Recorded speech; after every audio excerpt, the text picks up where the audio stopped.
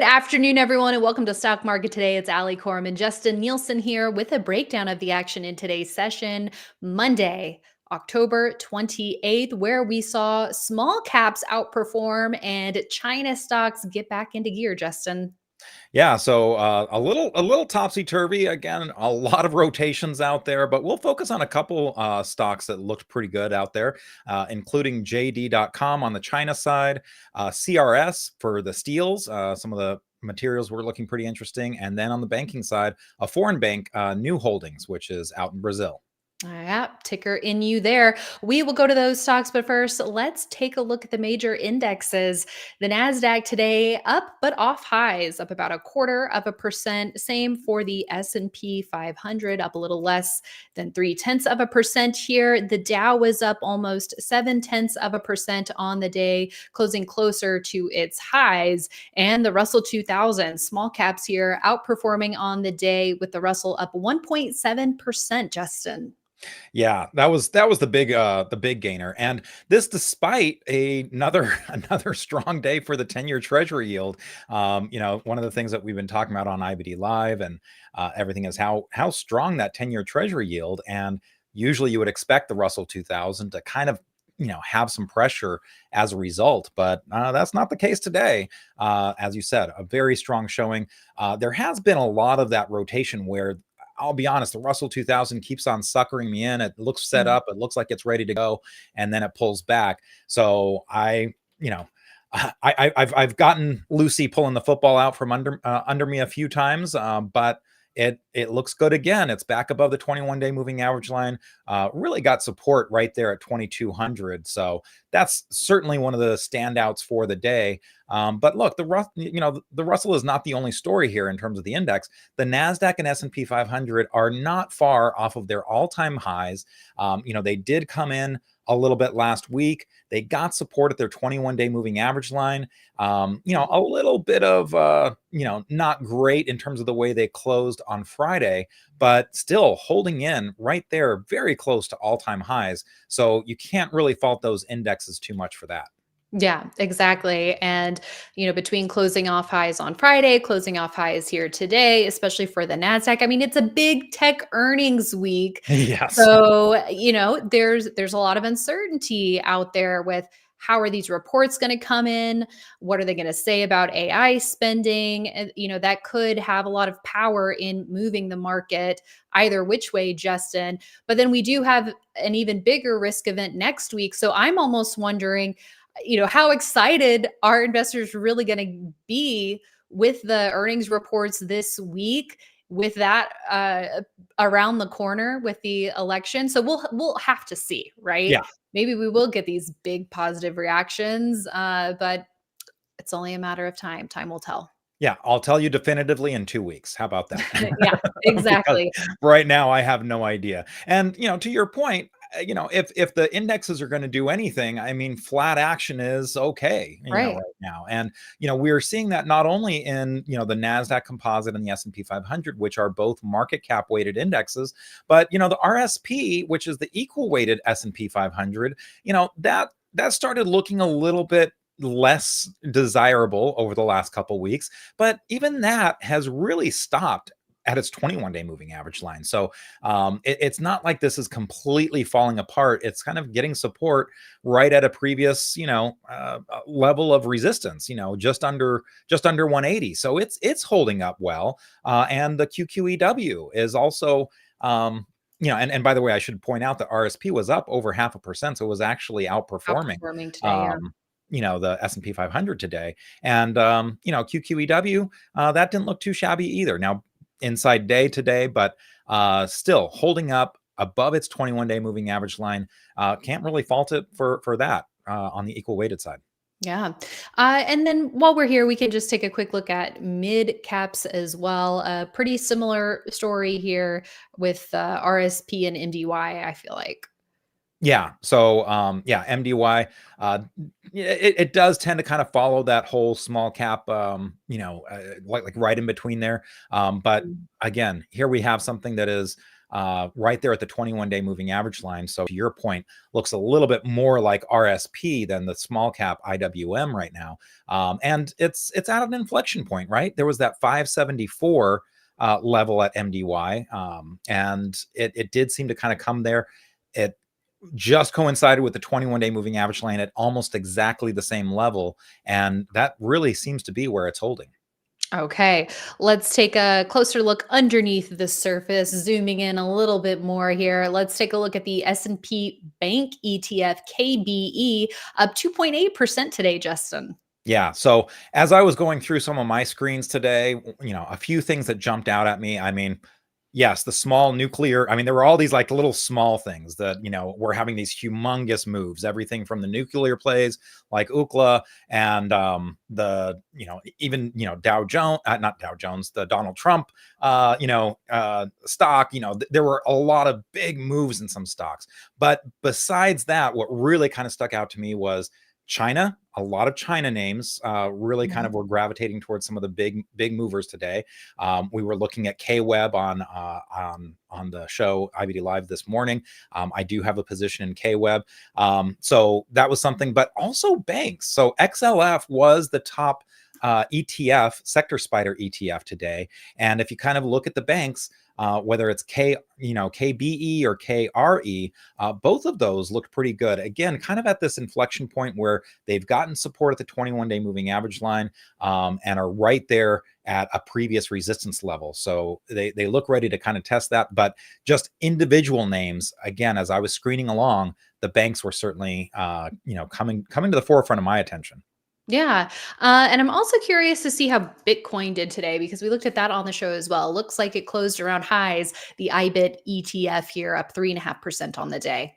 Yes, and I do have a position in IBIT in one account and MicroStrategy in the other to kind of like supercharge There you go. the Bitcoin exposure. Okay, one more ETF to look at before we move on, and that is energy.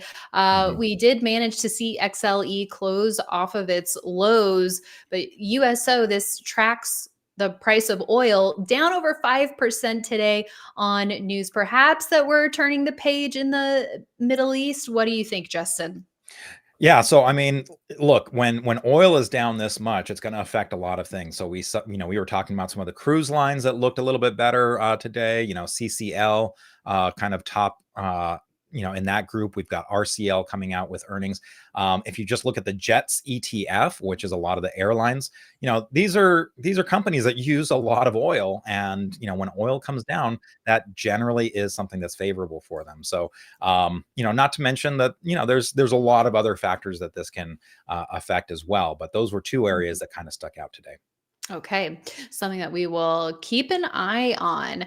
Let's now, so speaking of the China trade, let's take a look at one name in that area, and that is JD.com. This is in the retail internet group, shares up 4.4% today. Now, Justin, if you go back to September and we started to see these eye-popping moves out of China stocks, it was like, all right, do I have FOMO here? Well, this is getting pretty risky. Let's wait for that pullback like we like to do at IBD. That's what we got. We saw support at a logical level, and now we're getting a bounce. So that's not to say that it's guaranteed to work here, but if you're going to trade this, this is the kind of action you want to see.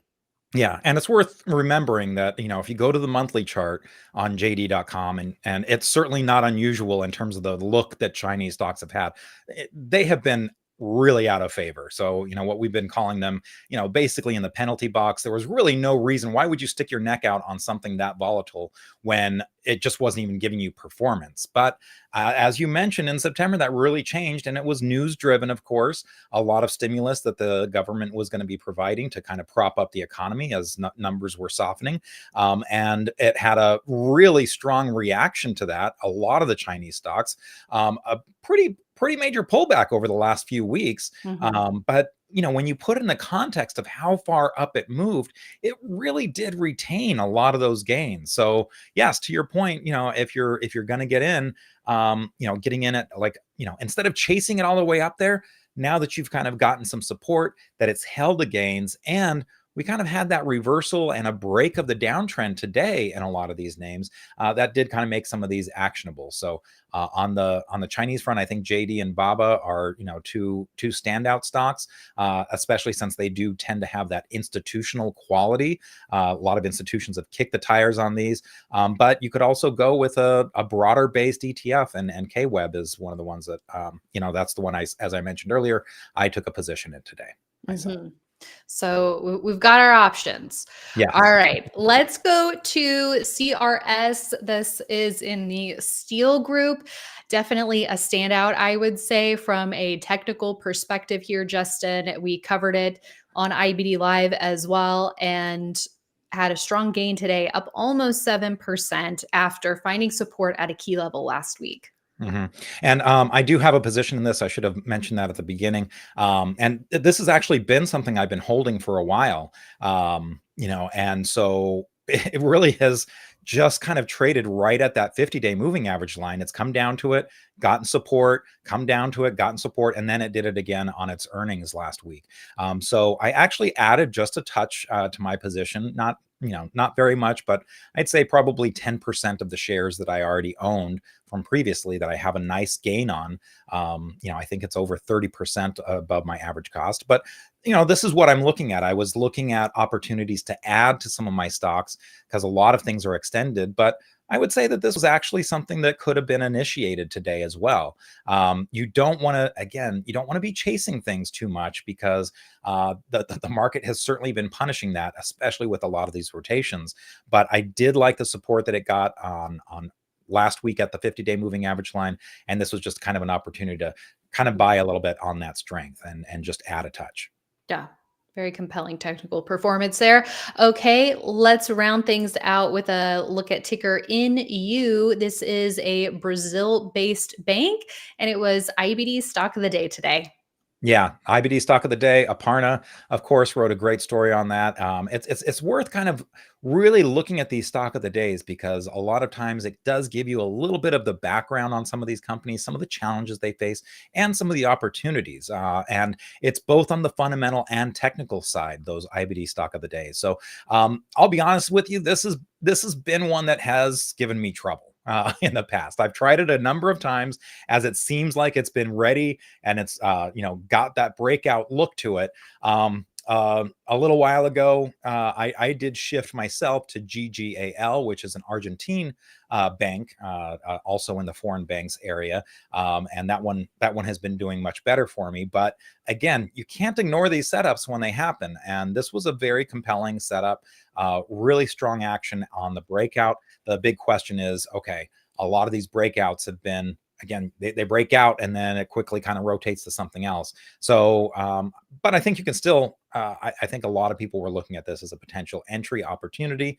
And it looked, again, pretty picture perfect. You got that blue dot, which is telling you that the relative strength line was getting to new highs at the same time that the price was. That's a very compelling feature. And look, with with some of the international stocks getting a little bit more attention put on them, this is, I think, a great way to kind of spread out your international exposure. All right, that is a look at ticker NU with the stock up 3.6% today on a breakout. Well, thank you so much, Justin. And thanks everyone for tuning in. That is it from us for today.